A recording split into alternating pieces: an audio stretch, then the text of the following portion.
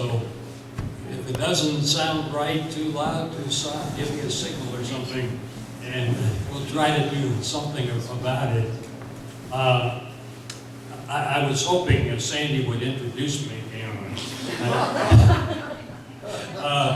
I could stand up here and say wonderful things about myself, and of course nobody would believe it, but it would be fun. This is a project. Oh, before I forget, there is an election coming up tomorrow, and we have, what, a couple of candidates here? Peter's here. Who else? And Marky. And Marky, right. Peter and Marky, and Eric is not here. If you'd like to talk to them after the talk, you want to ask questions or something, or grill them, or whatever you want to do, well, why not? My project that I gave to myself, maybe foolishly, was to take a look at the history of Syracuse, and would there be enough pictures? Would there be information readily available? Well, I began drowning in information and drowning in pictures, and my collection of books is over here if you want to look at it later. Marky just gave me this lovely calendar tonight with even more pictures. So there's so many things that we would like to cover and hopefully do it well and keep you interested. It is a pictorial thing. So my hope was that as you look at these pictures, and there's so many pictures happening many years ago, and even before the camera came along, about 1840 or so, the camera came along and people could take camera pictures. But even after that, it took until about 1854 or something like that before we see what we think is the first picture of a camera taken in Syracuse. Now, before that, there were artists going around painting things. And maybe they weren't accurate, and maybe they had other ideas. There were sketch people making sketches. We're going to show you some of those as we go back. And then somewhere in the 19th century, the cameras got better, even though picture taking could be very difficult. Civil War times, they carried around glass plates and chemicals and tents just to take pictures. But somebody took them, and somebody kept them, and we have them to look at today. And to me, that's the wonderful thing. So we're going to take you back. Actually, we're going to go pretty far back and talk about Syracuse and a little bit about Fabius too, to kind of say what's happening, keep you in sync, and so forth. Now, this, some of you may recognize, some of you may not. It's Clark Reservation, which is not far from here. It's in Jamesville. And these cliffs up here were once a waterfall. And the reason is there were actually, for some thousands of years, there were glaciers all over this area. And the glaciers were some places like a mile deep. And then at some point, the climate changed and it got warmer and the glaciers began to melt. Irene and I took a tour here many years ago, and I don't know how good my memory is, so maybe you can correct me if you want to, but we were told that at one point there was a waterfall coming over these cliffs, which might have been as big as Niagara. I still find that hard to believe, but there was a huge amount of water coming over that and making a very large lake at the bottom of those falls. And as you realize, the water also deposited the Finger Lakes. It also made possible streams and rivers and things like that. And I'm saying all this because I was kind of wondering, if you go way back to the beginning, when the only people living here were Native Americans, why would people come here?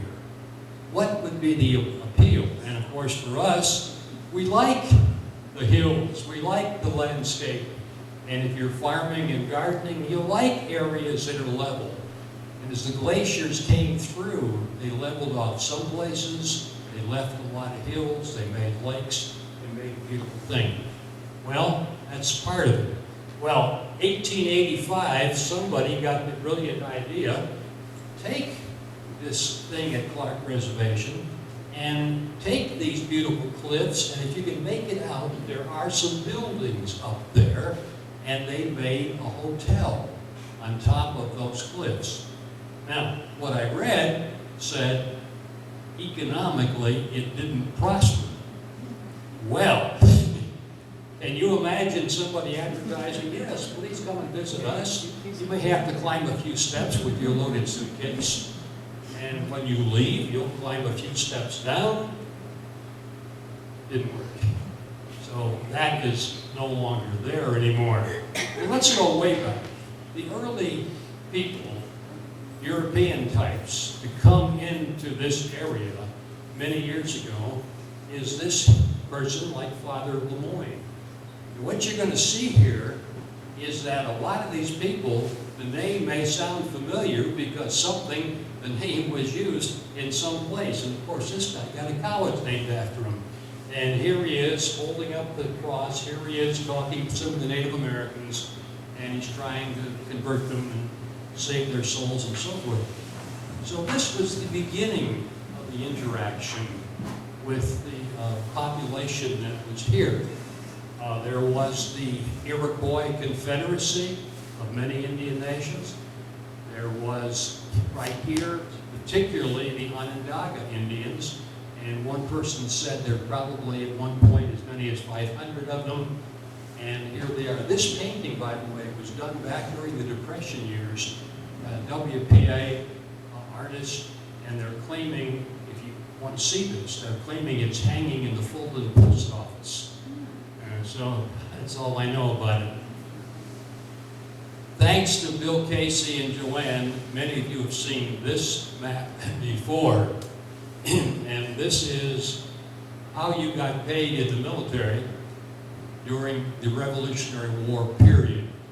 And of course, in 1776, our guys sat down and wrote the Declaration of Independence, and they said, let's do it, let's tangle. And they did. Well, after the war, a lot of the Continental Congress didn't really have much money. How are you going to pay these guys? Well, at that point, where we are here was simply wilderness, frontier. And they said, well, we'll give them land. So many of Americans at that time were farmers. And so they had this surveyed, and the surveyor put down lots, and lots of maybe 600 acres. If you were higher in the military, you got more. And so they said, here, come. Now, where are they coming from? Well, New England is over there somewhere. A lot of them came from New England. A few of them came from Pennsylvania. But as that time, most of the colonies were on the East Coast. So coming here, going west, yeah, it was wild country. And a lot of these guys didn't come. They sold their land, gambled it away, whatever they did, but some of them did. And so we began to have some people coming in and say, well, when is all this happening? Well, look at this first. This is a map, which I don't think you ever have seen unless you do a lot of reading, because this is a map out of one of the book flyleafs, and it is from 1817. So this really goes back a long way.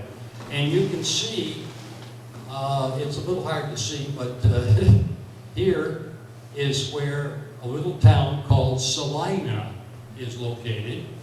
And if you look down below Salina, and you've got really good eyes, you can see there's a little town called Milan, as in Milan, Italy.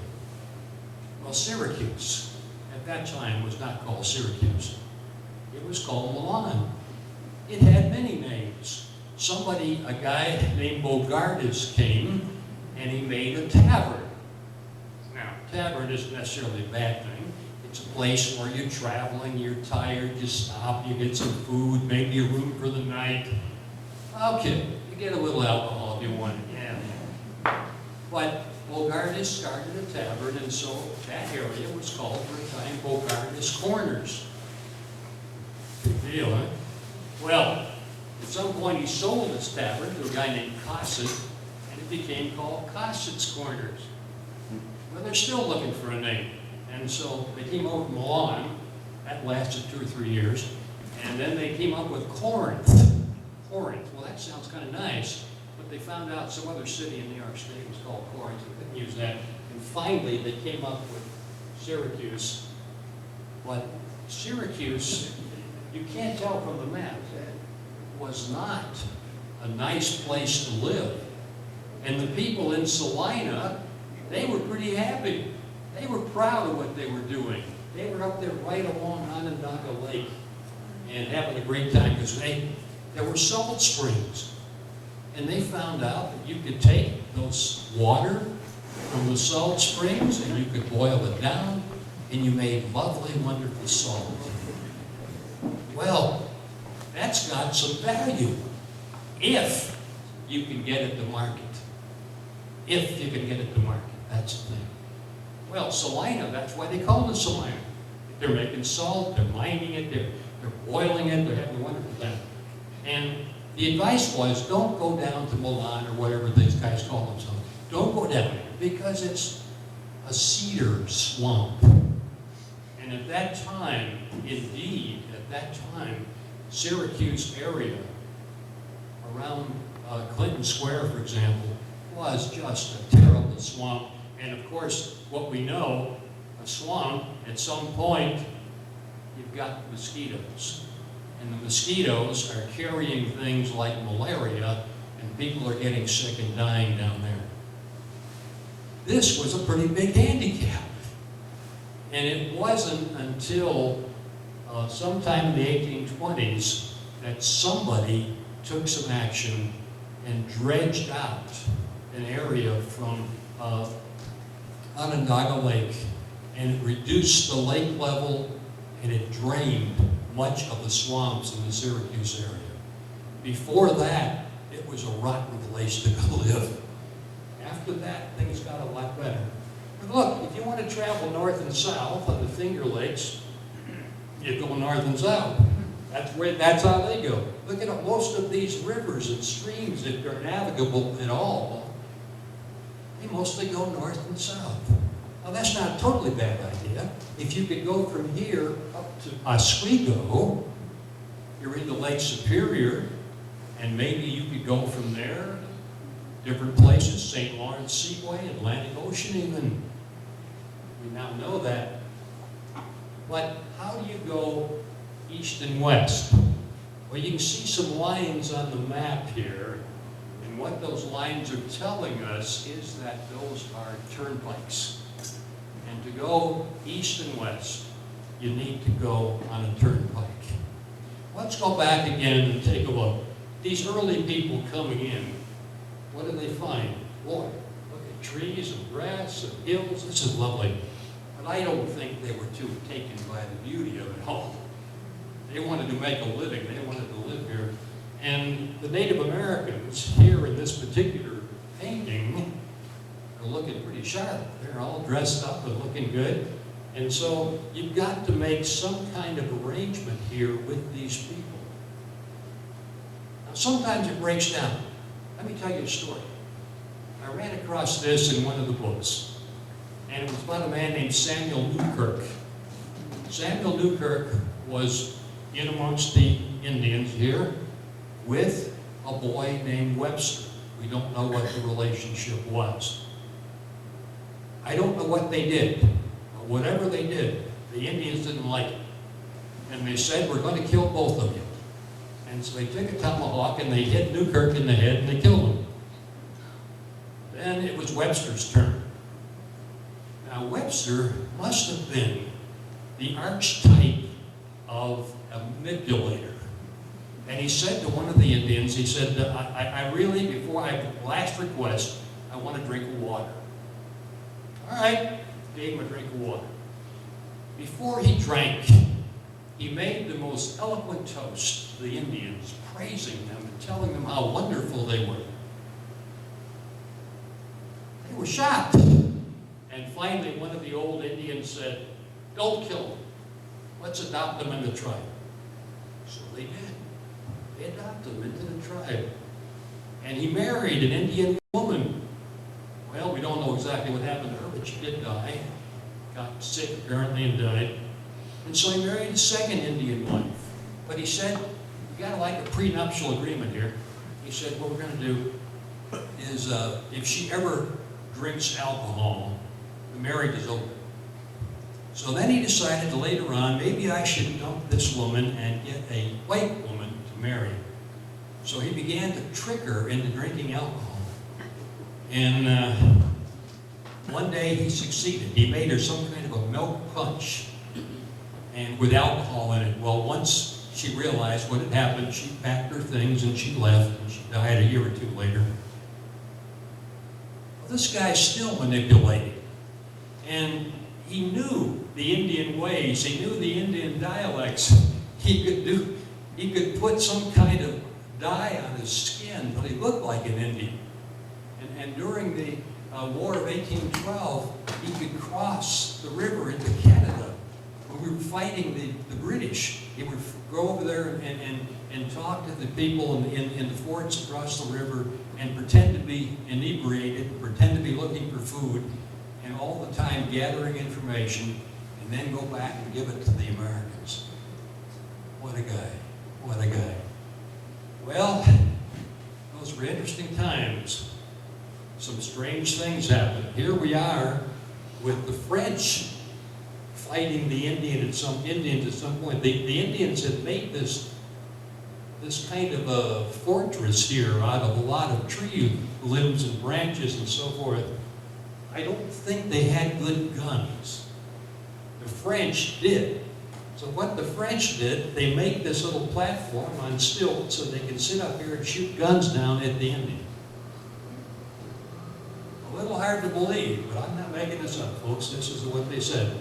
Well, there looked like a victory for the French, but somehow there was some confusion.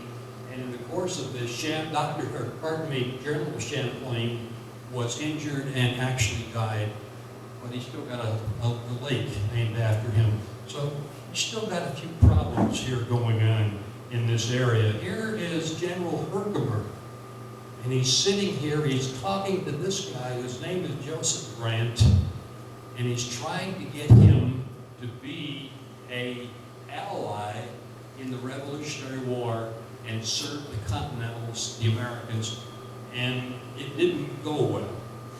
Grant said, "No," he said, the British have been awfully good to me. I don't think I can do this. So he stuck with the British. Herkimer still got a city named after him and a town and so forth, so maybe it wasn't all that bad. Look, here's some of the history, and some missionaries to Native Americans, people like Lemoyne coming in, trying to get conversions. That was one thing. The French and Indian War, when we and the British were now paired and were fighting the French, and any of the Indians had gotten away at the same time. Here's our Revolutionary War starting in 1776. A lot of things going on here. War of 1812, same thing. Who gets to go with who? Can we get the Native Americans to serve with us and be the allies and so forth? And so very often what happens is treaties are made, and somehow the Native Americans were ending up accepting life on the reservation. And apparently in this area, from what I've read, in this area, trouble with the Indians was not a major thing. That apparently the treaties seemed to hold and seemed to work, and that really wasn't a major problem. Now, what are the Native Americans doing? Well, they're building things like longhouses, and in one of those books that came out in 1979, in the very beginning, is a tribute to these two men, Ferdinand and Albert of France, who way back in 1975 We're looking at, I think, some freshly plowed and worked land in the Pompey area in a place called Christian Hill.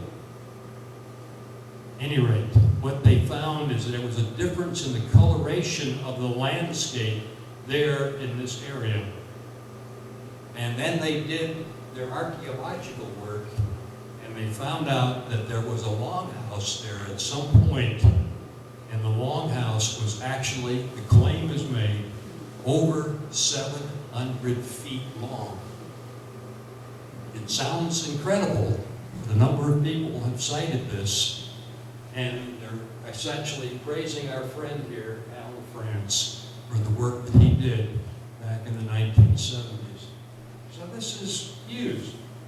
Purposes, maybe religious, maybe governing, maybe getting the tribe together, celebrating, whatever.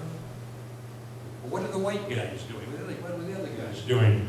And here we see Moses DeWitt, apparently this guy, we're guessing because this was done by an artist, not photographed, and settlers petitioning the state to create Onondaga County in 1794. Well, you've heard the name Moses DeWitt before, right? These names don't go away. They get attached to things, but they want a county. They want some government structure here, and to get this place organized at that particular time. I have walked the streets of this village for so many years, and I did not see this plaque until quite recently. And it says, a memorial to Joshua Moore, first settler, town of Fabius, 1794. How many have seen this plaque before? It's over by the church? Okay, a few of you. If indeed it's true, 1794, the first settler in the town of Fabius.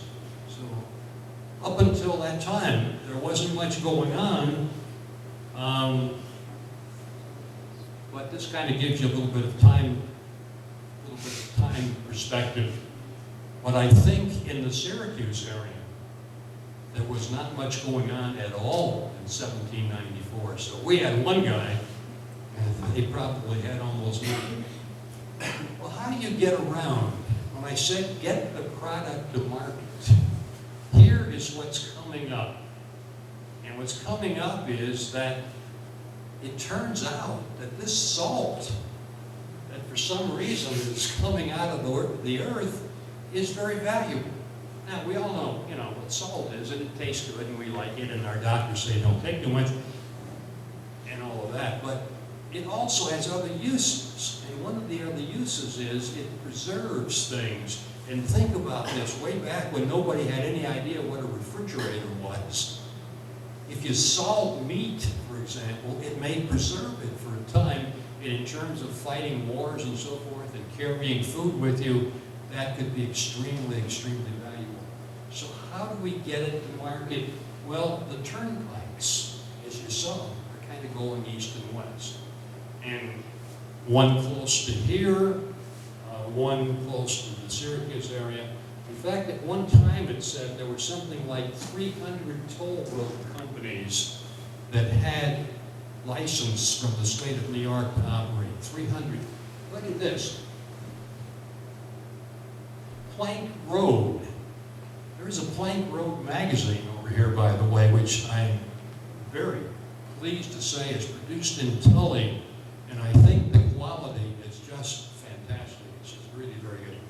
It's named for a road like this. Here's a toll house. This is the road going in. And it doesn't look like a plank to me, but they're claiming it is. Anyhow, the plank road is one way of making a road if you've got a lot of wood.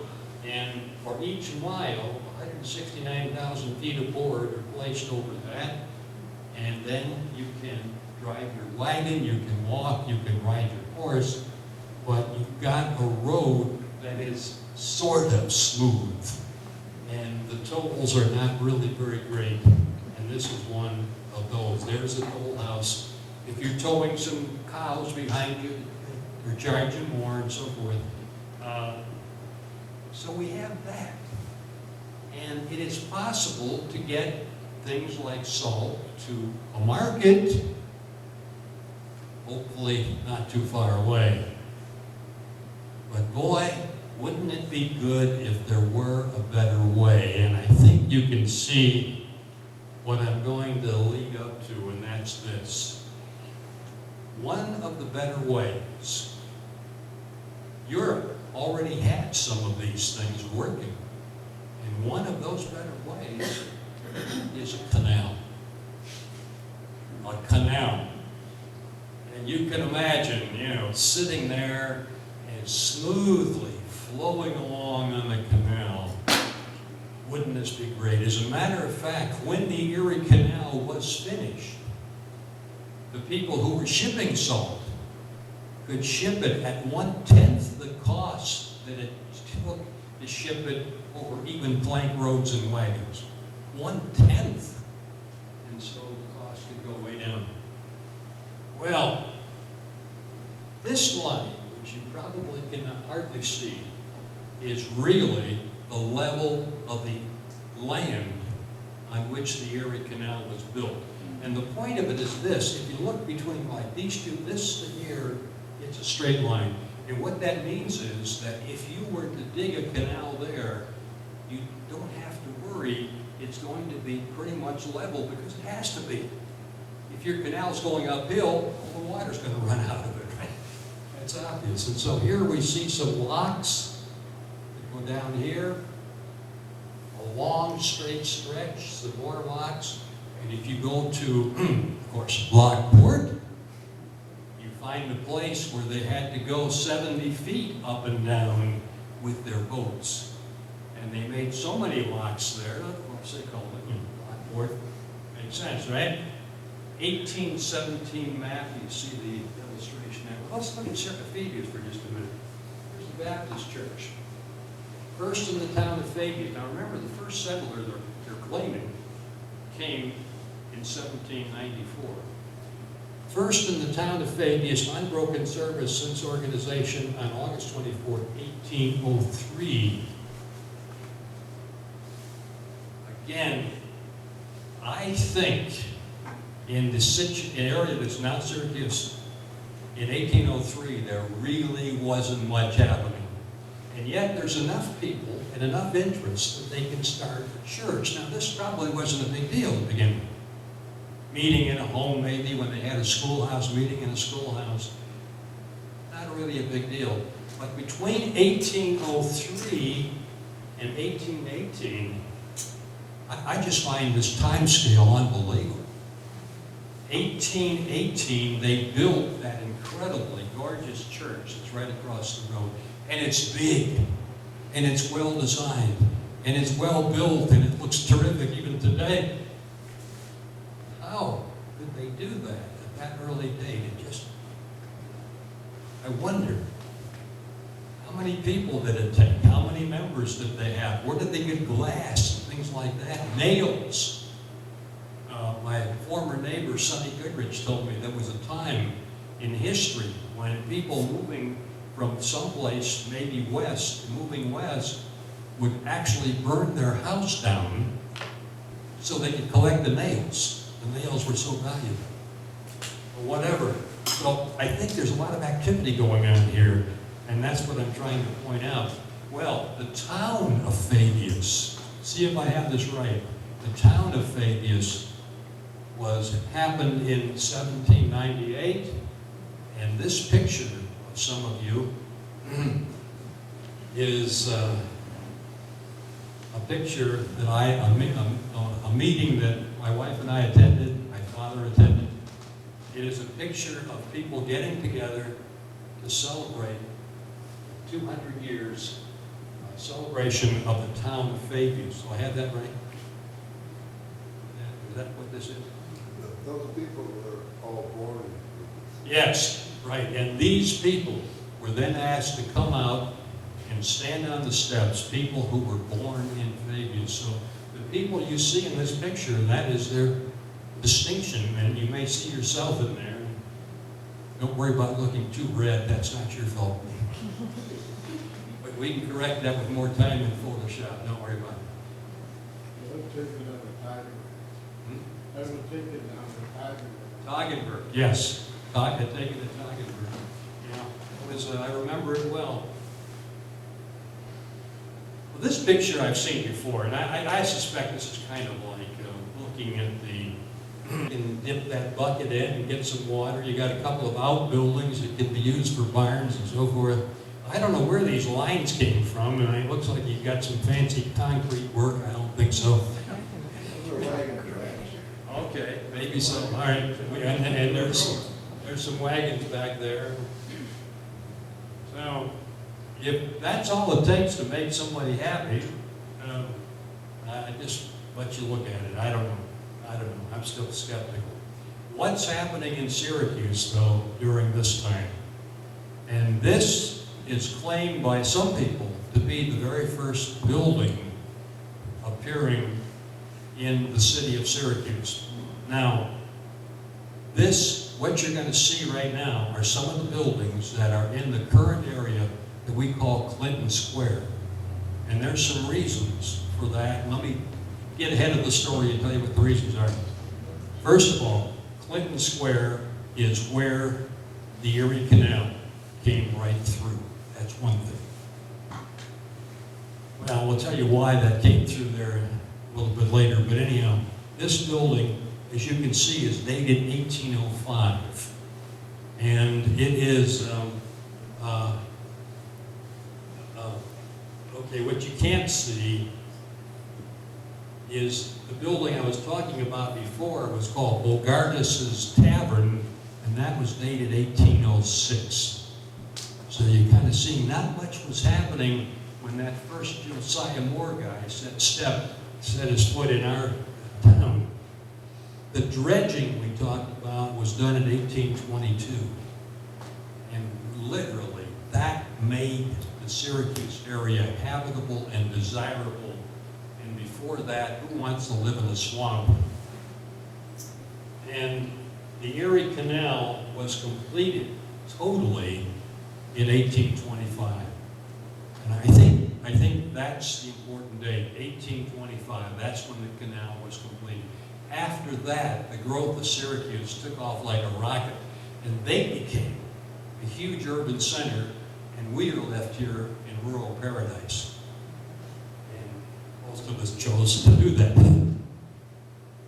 Well, as the canal, even before it's open, this is 1823 when they're trying to draw what they have. This is Bogardus's Tavern back there, that building, and this one here is called the Mansion House, as it looked in 1823.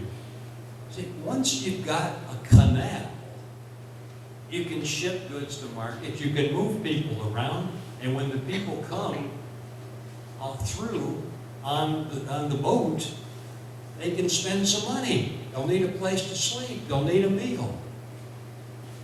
And so this thing really, really began to take off. As I looked at what kind of buildings were beginning to be built here, I got very excited because it looked like some of these buildings were really kind of humane in orientation. They were trying to help people. And one of the things, this is one of the early buildings, 1810, a school. I love that.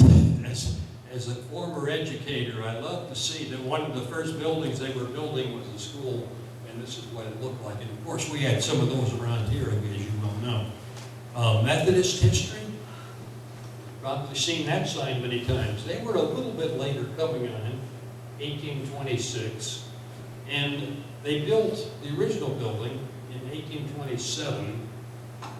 I've never seen a picture of that. Has anybody ever seen a picture of what the original Methodist church building looked like? Maybe we just don't know. It was moved to this site in 1835, and the present building erected in 1860. And so we have this lovely, lovely building here from 1860 onward. But the idea of moving a building is something that I think most of us would not find very congenial. But there was a time when they did a lot of that. Look at this. This was happening in Syracuse. They are moving this building. Now, I don't know the details of this. I'm kind of guessing here, but I'm guessing that there's some kind of gear mechanism in the winch over here, and that this horse is hooked up this long arm, and the horse can move around and turn that arm and work that winch and somehow inch this building along just a little tiny bit. But look at the building. This is no Quonset hut, folks. This is nice. Look at the carving. Look at the design, the texture, circular things up here. Looks like a Grecian temple. You know what this is? It's a stable. It's somebody's stable that they didn't like where it was, and they're moving it in the Syracuse area. What I'm trying to say here is that some money began coming into that area. And I think that made it tremendous. Look at we'll tell you more about that in just a minute. But again, what happened was you got a few guys tapping into the salt springs and making salt. And pretty soon, this thing is so valuable. Look at the salt here. And what they've got now, they're boiling. You see all the mist rising back here? They take the brine from the salt well and they heat it up with something. Well, we got plenty of wood here. No problem.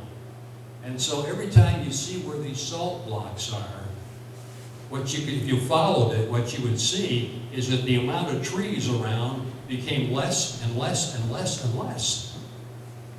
But they kept boiling, and they were claiming they are the only city in the country that is making enough salt to ship it away to other places. That's a very strong statement.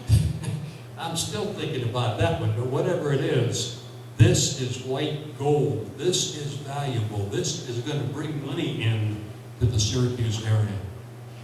Well, you've got wells someplace, and in some respects the wells are something like oil wells. I think there's something like those oil wells you see in fields in Illinois and Indiana, Midwestern states like that, where you see a pumping arm out there in the field. And I think that's what's happening. And then they make these pipes out of big logs. And they somehow drill the pipe out and put them together so that they can bring this in from maybe a long distance and then boil it and then ship it.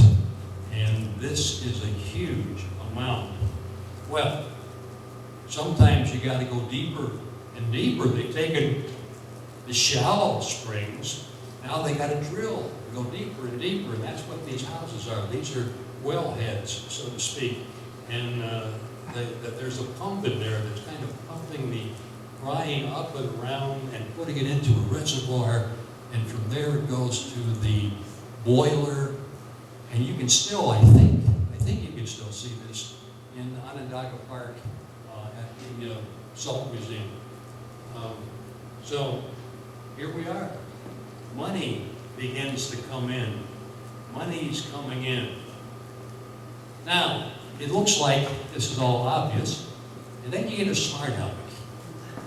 And here's the guy, Henry Gifford. Well, this painting of him is lovely. He looks, very nice, very lifelike. But he said this. He said, this is crazy. We are spending too much money to buy the fuel to heat the brine to make the salt. What we need to do is evaporate the brine with the sun. Well, people told him, look, you're not in Arizona. You're in Syracuse. We have winters, we have snow, we have lots of cloudy days, we have rain. How are you ever able to get enough sun to evaporate the brine? But for a long time, we had people who were boiling, and we have people over here who are trying to get the sun to evaporate it. And it was like a contest going on. And the guys who eventually won the contest, guys like him. And this is one of those things. Here's the tank of saline, and here and here and here. And this is a roof. So if the rain does come, you quick grab the roof and cover up the tank. And so you don't dilute it and try to keep it as dry as you possibly can. So solar won the day eventually, but it was up until the 1890s. Look at this map here. This is a map.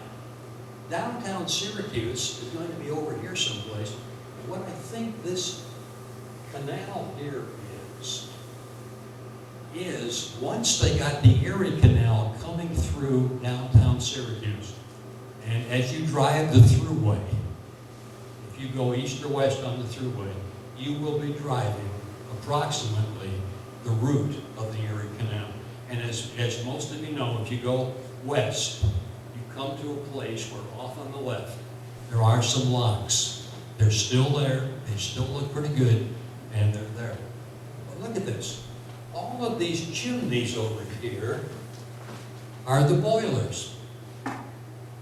All of these long buildings over here are the solar guys. And there are like hundreds of these salt blocks in operation. This was a really huge thing. And some of the names, Salina Street, yeah, of course. Saline, Salina Street, Salt Springs, things like that. Those names are still there, even though we don't make the salt anymore. Just to show you how important salt is, this is a picture I just ran across today. This is a picture of salt workers here at the time of the Civil War, and they were getting exempt from military service because the Union Army felt so strongly that the salt was important to winning the war. And the major reason they wanted that was because it would preserve the meat and feed the troops. That's how important they thought it was. Well, here's a guy named William Cogswell. And say, well, you know, what did he do? Well, he had this idea that we need to have a company making soda ash. And apparently you can do a lot of things with soda ash. What you need is some limestone. Well, boy, we got that, right? And then you need some salt. We got that too. But he needed a method, and he needed permission to use the method. So he tracked down a couple of Belgian guys, and he went to Belgium, and he talked to them, and he made an agreement, and he was able to use their process. They were living, I think, in that time in Solvay, Belgium. And he came back, and he used the Solvay process. And the rest is history. It really was. Now, first of all, he had a little problem because he had some financial backers. One guy in particular saying, this is a great idea, I'll back you. Let's get this going. And what Cogswell had a lot of trouble finding enough salt to do this. And so he began drilling here and drilling there and drilling all over the place. And this well here is very near us. It's near Tully. And some of you have heard this story before. He went down 1,200 feet and he found a copious salt supply. And then he drilled more and he drilled more and he drilled more. So the Tully area ended up giving a great deal of salt to the Solvay Process Company. So again, salt doing things for us. Well, here's a little beauty for you. This is a Casanova countryside. Looks like a little snow on the ground, maybe. I showed you this because I want you to think about road hazards. If you were driving a wagon up or down that hill, how much fun would you be having? If somebody's driving it for you, wouldn't they be putting the brakes on as much as they could, and you're hoping the brakes are going to hold? Look at the bumps. Nobody's got an internal combustion engine. Nobody's got a bulldozer. Everything you do is manpower or maybe mules or horsepower. Wouldn't it be nicer if you could just kind of float along on a stream, on a canal. Well, look at this guy, Elkanah Watson. How many people do you know named Elkanah? Elkanah. Well, look what he's done. Banker, Franklin A., Benjamin Franklin, saw canals in French and Holland. He walked from Albany west, tried to find a path to make a canal. And he thought he had it. He took notes, he took measurements, he might mark down things in his notebook. And he went to see people like Thomas Jefferson.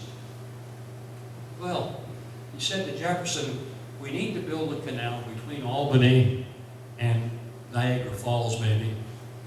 What do you think? I don't know what Jefferson said. But I'm guessing it was something like, Elkanah, what the hell are you smoking in that pipe? You want to go for 350 miles digging with shovels and a few mules and things like that? You want to make a canal and find water to fill it and keep it in there? You're out of your mind. Well, it didn't work right away.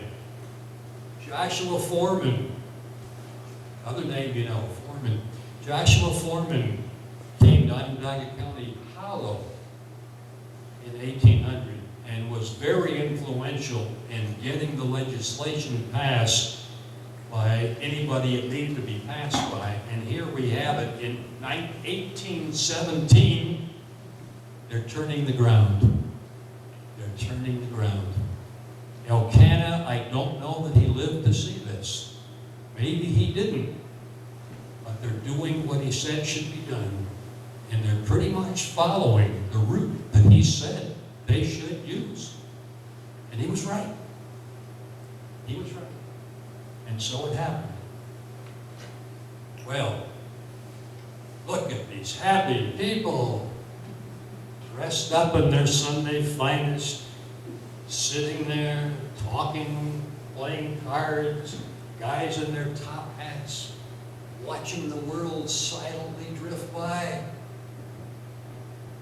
Well, wait a minute. It isn't all that good. Think about this. You don't see the animal pulling this, but on the towpath over here somewhere, there's at least one or two animals that are pulling this thing along. Now, where do you suppose those animals stay when they're not pulling? In your boat. So you got to tank with a few animals. This could be loaded with people. Now, they give you some meals, but maybe the place where they serve your meals is also going to be your bed tonight. And maybe the wife of the captain of the boat is going to hang her laundry someplace on this thing before this trip is over. Maybe it's not all that good, but look at that Casanova countryside thing and think about that. This was so much better than those bumpy rides. Here we are again, some more buildings in Syracuse at Clinton Square. This one is called Syracuse House in 1830. You see things are happening. And somebody asked the person who was there to draw what was on the south side of the canal, way back in the 1820s. And he did that. And you can see they have just built and built and built. And well, we've got dry goods, we've got furniture, we've got clothing, we've got all kinds of stuff that's being sold in these buildings there. It is suddenly blossoming and booming. And look, the canal completed in 1825. Now this picture is not 1825 because these incredible buildings, this is the one Syracuse Savings Building, we now call this is the, what we now call the Gridley Building. And this thing here is close to and part of Genesee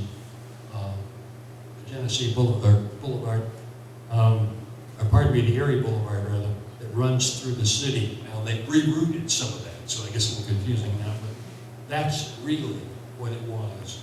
And it was just, the growth was just fantastic. I looked at this picture. It had kind of a romantic view of stagecoach riding, because that was the other thing you could do. If you want to travel, you could pay your money and squeeze you in. It looks like they're running about 3 across here, and they could squeeze you in. Your bag is somewhere, and bumpy. It looks like there's springs on there, but they claim these springs may not be real springs. They may be like leather straps or something. So this thing is going to move around and up and down and sideways with all the bumps in the road. Well, imagine a foot of snow on there. Imagine some ice on there. And you can begin to see this could be a problem. Over here, you see a man kind of driving this animal, and apparently this animal is actually pulling this, which is a canal boat. So we've got that other form of transportation. And over here, we've got what looks like probably a steamboat of some sort putting out all this smoke. All these different types of transportation become available. And so I asked myself a question, which I'll try to cover very quickly. Imagine that you're back there in the 19th century. What would you do for fun? What would you do that would be good? And what these people, did they just work all the time, you know? What did they do? Did they have any fun? Boy. Yes. Sometimes they had too much fun. There was a legend among the Native Americans that there was a number of giants in the land, and they somehow opposed the Great Spirit. And the Great Spirit then turned them into concrete or something like that. And so that was the story. Well, there are people who know how to make money, and I think William Newell is one of those people, because he said, okay, he found somebody who would make a giant body out of, I think it was indeed concrete. And then Newell buried it, and then he hired a couple of guys to dig a well maybe, and when they dug down, they found a giant hand, and then a giant foot, and pretty soon they found the whole giant.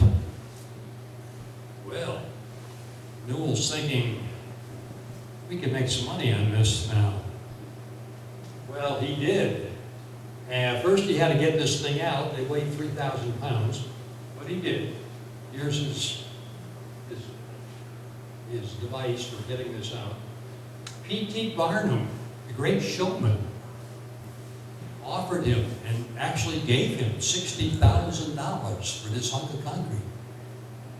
And then what happened is that they put up a tent, and people paid about 50 cents each to go through and look at the Cardiff Giant. And so this put Cardiff on the map. If you've driven by Cardiff and never realized what once happened there, you're missing a good story.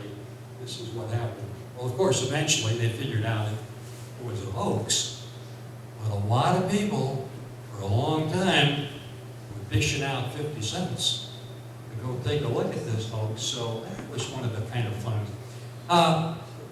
This is a much later picture. It goes to 1896, but we've got people here in the Clinton Square area. I would call them sidewalk supervisors.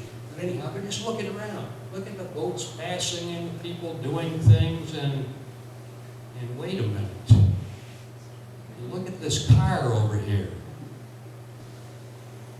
You look at this car, the streetcar over here. There's something kind of bizarre about this, and what's bizarre is, where's the horse?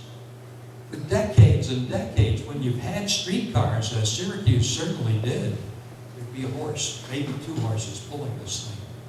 And this means, if you look, well, wait a minute, what is this thing sticking up? And this thing, of course, we know, electricity was now available in 1895.